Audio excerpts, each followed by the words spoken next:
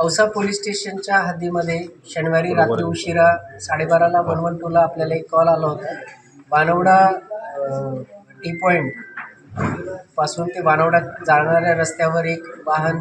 जळत आहे अशी माहिती आपल्याला मिळाल्यानंतर आपले नाईट राऊंडचे अधिकारी तात्काळ त्या ठिकाणी पोहोचले. त्या ठिकाणी पोहोचल्यानंतर अग्निशामक दलाच्या मदतीनं त्या ठिकाणी ती गाडी विझवण्यात आली. गाडी विझवण्यात आल्यानंतर गाडीची बारकाईने तपासणी केली असता त्या गाडीमध्ये एक मृतदेह जळालेल्या अवस्थेत स्केलेटन केवळ सांगाडा स्वरूपात त्या ठिकाणी आढळून आल्यानंतर तात्काळ घटनेचं गांभीर्य ओळखून वरिष्ठ सर्व अधिकारी जे आहेत, नाईट राऊंडचे अधिकारी, SDPO, PLCB त्यांचे सगळे पथकं त्या ठिकाणी दाखल झाले आणि घटनेचं गांभीर्य लक्षात घेता FSLची टीम, फिंगरप्रिंटची टीम व फोटोग्राफर्स हे आपण त्या ठिकाणी आल्यानंतर त्या सगळ्या परिस्थितीचं तपास सुरू करण्यात आला. त्यानंतर वाहनाचा जो नंबर होता त्या नंबरच्या आधारे वाहनाच्या मालकाचा शोध घेण्यात आला. त्या मालकाचा शोध घेतल्यानंतर असं लक्षात आलं की ते वाहन त्याने त्याच्या नातेवाईकाला वापरण्यासाठी दिलेलं होतं. मग ज्या नातेवाईकाला वापरण्यासाठी दिलं होतं त्याचा शोध घेण्यात आला असता असं निष्पन्न झालं की तो जो नातेवाईक आहे गणेश चव्हाण नावाचा व्यक्ती, तर तो घरातून 10 वाजता गेला आहे आणि तो आता परत घरी आलेला नाही आणि त्याचे मोबाईल बंद आहे. त्यामुळं प्रथमतः अशी धारणा झाली की जो काही मयत इसम आहे गाडीमध्ये ज्याचा मृतदेह मिळालेला आहे तर तो गणेश चव्हाणचाच असावा असे प्राथमिकदृष्ट्या त्या ठिकाणी वाटत होतं. त्याच्या आधारावर तात्काळ औसा पोलीस स्टेशन या ठिकाणी अकस्मात मृत्यू दाखल करून त्याचा तपास सुरू करण्यात आला. परंतु दिसत्या परिस्थितीवरनं पोलिसांना संशय आल्यानंतर जो मयत असावा गणेश चव्हाण या संशयाच्या आधारावर गणेश चव्हाण आणि गणेश चव्हाणची इतर सगळी माहिती काढत असता एका महिलेबरोबर त्याचे जे काही मैत्री होती तर त्या मैत्रीच्या आधारावर त्या महिलेकडे आपण ज्यावेळेस चौकशी केली तर त्यावेळेस आपल्याला असं निष्पन्न झालं की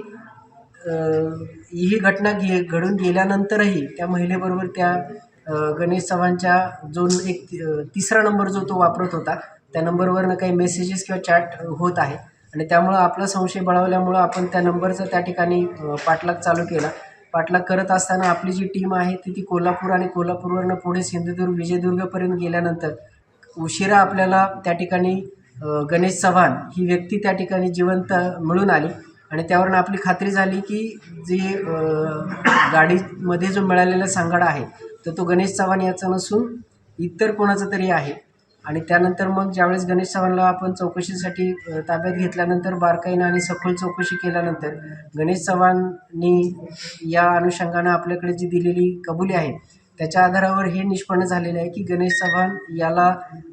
त्याचं फ्लॅटचं कर्ज भागवण्यासाठी किंवा त्याने जो स्वतःचा 1 कोटीचा जो टर्म इन्शुरन्स काढला होता तर त्या टर्म इन्शुरन्सचे पैसे मिळवण्यासाठी त्यांनी त्याला स्वतःला मारलं, स्वतःचा त्याचा मृत्यू झाल्याचा बनाव त्या ठिकाणी करून ते पैसे मिळवण्याचा त्याचा प्रयत्न होता आणि हा बनाव करण्यासाठी त्यांनी त्या ठिकाणी तुळजापूर टी पॉईंट औसा या ठिकाणावरनं एक लिफ्ट त्याला जी या व्यक्तीने लिफ्ट मागितली होती तर त्या गोविंद यादव नावाच्या इसमाला त्या ठिकाणी लिफ्ट देऊन त्याला त्या गाडीमध्ये घेऊन जाऊन त्याला त्या ठिकाणी त्या ड्रायव्हर सीटवर बसून त्याचा सीट बेल्ट लावून त्या ठिकाणी त्या गाडीला त्या ठिकाणी आग लावून तो त्या ठिकाणी बाहेर पडू शकणार नाही आणि त्याचा त्या ठिकाणी त्यांनी खून केलेला आहे. आणि हा खून केल्यानंतर तो गणेश चव्हाणच आहे हे वाटावं म्हणून त्यांनी त्याच्या हातातलं कडंसुद्धा त्या जो काही मयत इसम आहे तो त्याच्या सीटवरच त्या ठिकाणी ठेवलं होतं जेणेकरून पोलिसांची दिशाभूल व्हावी आणि पोलिसांना गणेश चव्हाणचाच मृत्यू झालेला आहे, इव्हन त्याच्या कुटुंबियांना सुद्धा हेच वाटावं की गणेश चव्हाणचाच मृत्यू झालेला आहे अशा पद्धतीचा बनाव करण्याचा त्यांनी प्रयत्न केला होता. परंतु पोलिसांच्या तपासामध्ये त्याचं हे जे काही बनाव होता तो बनाव उघडकीस आणण्यामध्ये आणि त्यांनी जो काही केलेला हा गोविंद यादव नामक इसमाचा जो खून केलेला आहे तो खून उघडकीस आणण्यामध्ये औसा पोलिसांना आणि स्थानिक गुन्हे शाखेच्या पथकाला त्या ठिकाणी यश मिळालेलं आहे. त्या अनुषंगानं EDचे तपासाचे जे तपास अधिकारी होते त्यांनी स्वतः त्याच्यामध्ये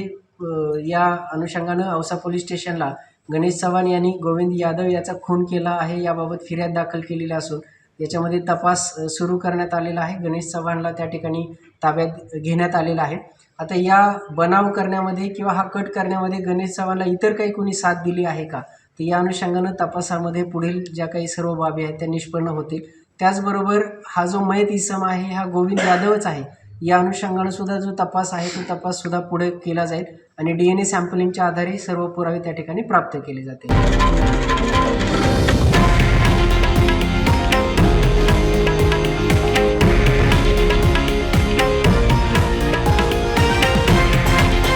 हे आहे देशातील नंबर 1 न्यूज नेटवर्क आणि आपण पाहत आहात TV9 मराठी, एकमेव.